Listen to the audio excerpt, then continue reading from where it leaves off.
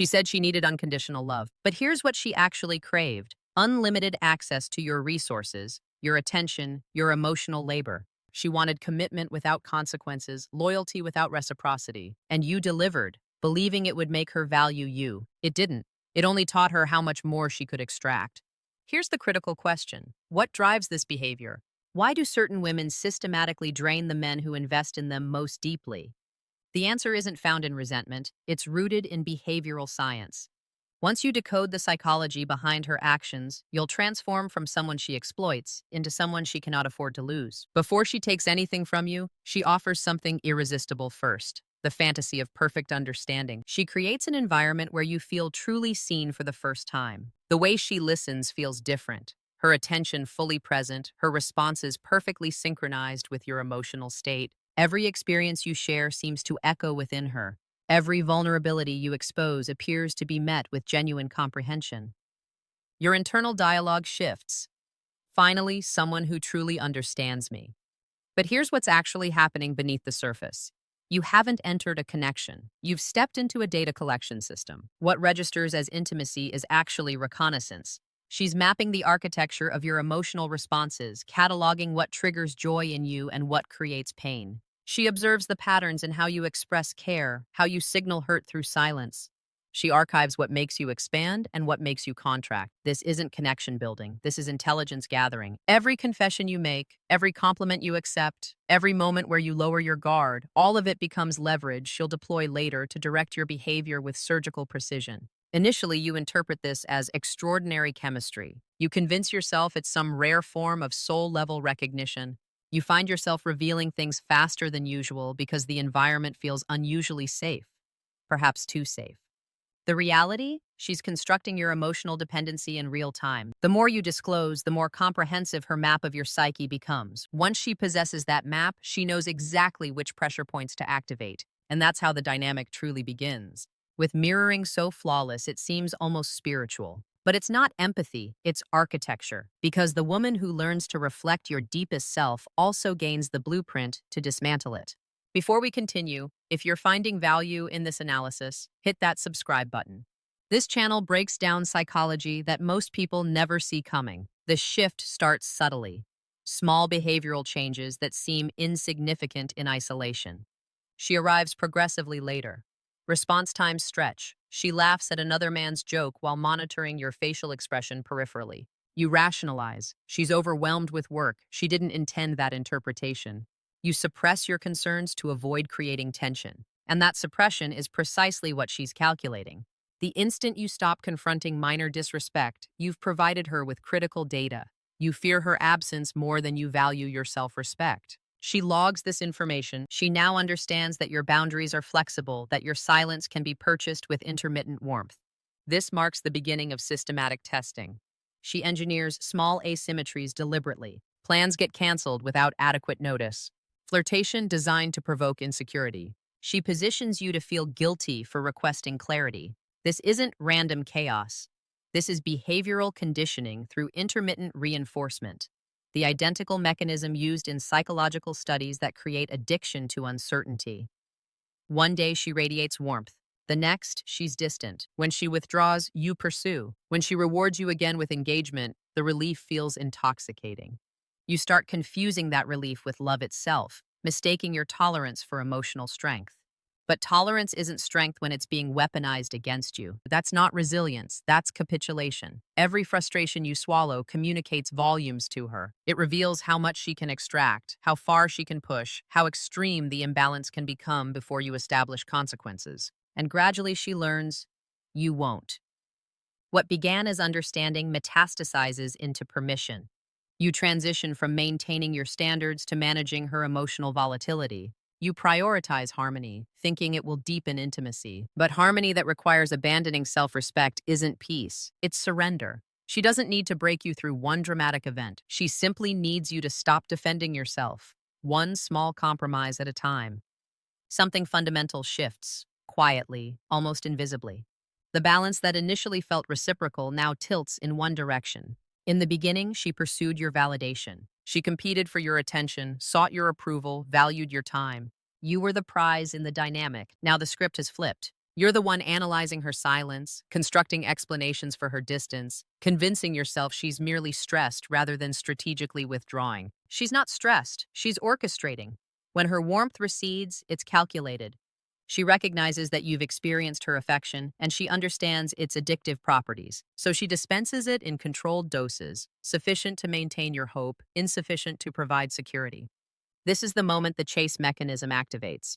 Not because you desire her authentically, but because you can't tolerate the void her absence creates. She's no longer nourishing your heart, she's feeding your anxiety, and your neurochemistry, desperate for relief, begins equating her inconsistency with passion. What you're experiencing isn't love, it's dopamine, the neurotransmitter of reward and unpredictability. The identical cycle that keeps gamblers locked to slot machines now keeps you waiting for her next communication. You begin modifying aspects of yourself to accommodate her. Your communication style, your boundaries, your routines. You become cautious with language, hesitant with needs. The man who once maintained standards now negotiates them silently, terrified that authenticity might accelerate her departure. She's conditioning you not through overt cruelty, but through contrast. Hot then cold, present then absent. Each unpredictable fluctuation intensifies your desire because you've been taught that love is something earned through suffering. The truth is more straightforward and more devastating. You're not chasing her. You're chasing the version of yourself she temporarily made you feel like. Confident, desired, chosen. She recognizes this. That's why she doesn't need to run. By the time clarity emerges, you're already trapped in the pattern. You've mistaken anxiety for attraction, strategy for connection, and control for intimacy. If this is resonating with you, make sure you're subscribed. We're going even deeper. Once she recognizes your emotions respond faster than your rational mind, the control system fully activates. She doesn't need confrontation, raised voices, or explicit demands. Her tool is simpler: withdrawal. Withdrawal of tone, of warmth, of presence. You feel the temperature drop immediately. You replay recent interactions, scanning for your error. But that's the design. She doesn't need to impose punishment. She needs you to impose it on yourself. Her silence functions as the weapon. It creates space for guilt to colonize, guilt she implanted sessions ago. The unspoken message penetrates. If you truly valued me, I wouldn't be feeling this way. You scramble to repair it, to demonstrate devotion, to resurrect the version of her who made you feel understood. And with each scramble, you sacrifice another fragment of your authentic self. When silence loses effectiveness, she modifies tactics.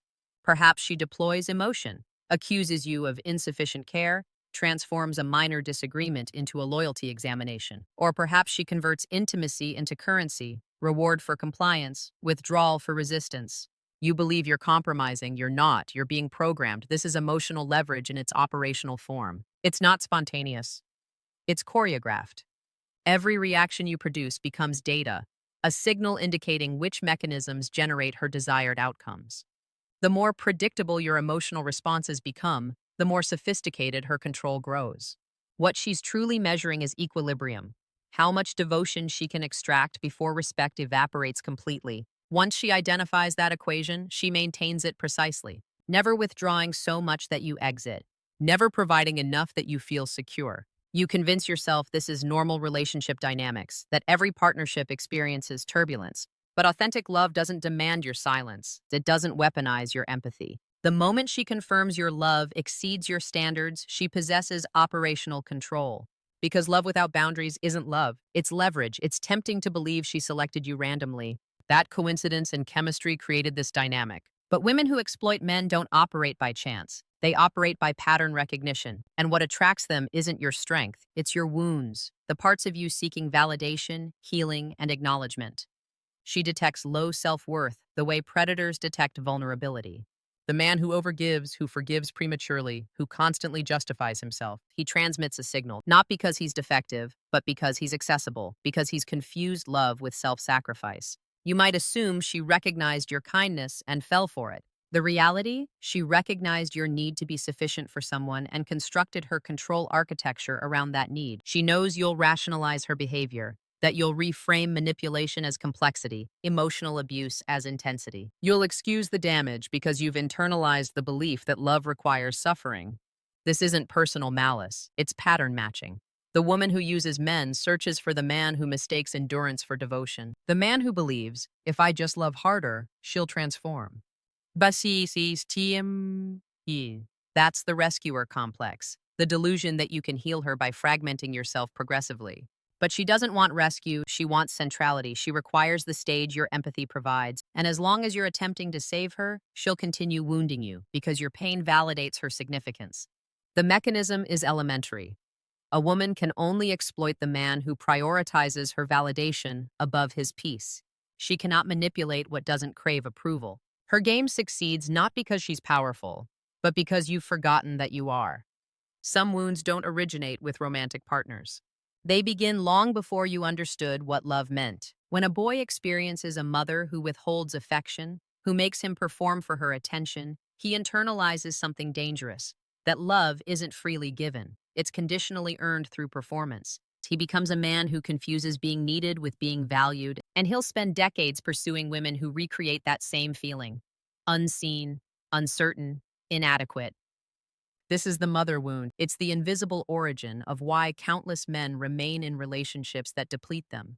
They're not addicted to the woman. They're addicted to the familiar feeling of proving themselves to someone who never offered unconditional love. It's not romance. It's repetition. When that man encounters a woman who mirrors his childhood dynamic, who withholds warmth, rewards obedience, makes love conditional, something dormant awakens. It feels familiar.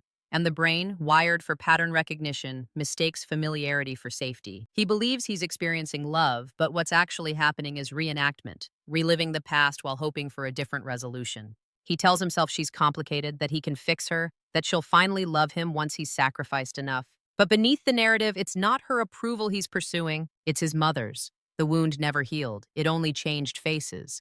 And the tragedy? The woman who uses men recognizes this instantly. She knows how to replicate the exact emotional rhythm that shaped him.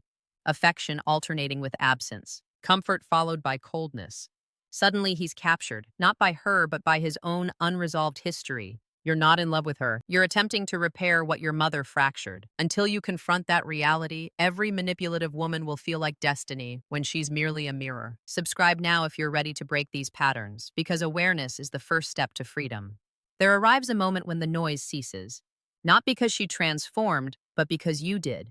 You wake up one morning and recognize that the woman you've been fighting for never actually existed. She was a projection of your hope, not your reality. The messages, the conflicts, the silent treatments, they merge into a single realization, cutting through the fog. What have I been doing to myself? That's when the pattern crystallizes. You observe how every conversation followed the same algorithm. You explain, she deflects. You try harder, she withdraws. You forgive, she resets the game. You see how her affection always carried conditions, how her tears appeared precisely when she needed to reset the dynamic, how her silence consistently followed your resistance. Suddenly, it's no longer romantic, it's predictable. You begin tracing the emotional architecture, and what you discover isn't love. It's control disguised as connection. Every I miss you was a recall command. Every apology was system maintenance, and every reconciliation wasn't healing. It was reprogramming.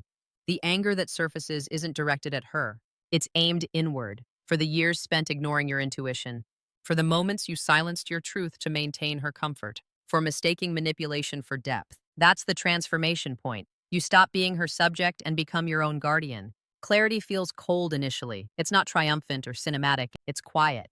But that quiet is the sound of your power returning. You no longer crave her approval. You crave peace. You don't need her to validate your pain. You can finally name it yourself. She didn't change.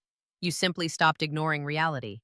And when a man finally respects himself, manipulation loses its fuel source, because control cannot survive in the light of awareness. It evaporates. That's your breakthrough. Not the moment you lose her, the moment you reclaim yourself. There comes a point when walking away isn't about leaving her. It's about returning to yourself. You've identified the pattern, you've felt the cycle, and now you understand the fundamental truth. The only way to win a game built on emotional control is to refuse participation. That doesn't require confrontation, anger, or retaliation. It requires silence, the kind of silence that doesn't seek attention. It reclaims authority.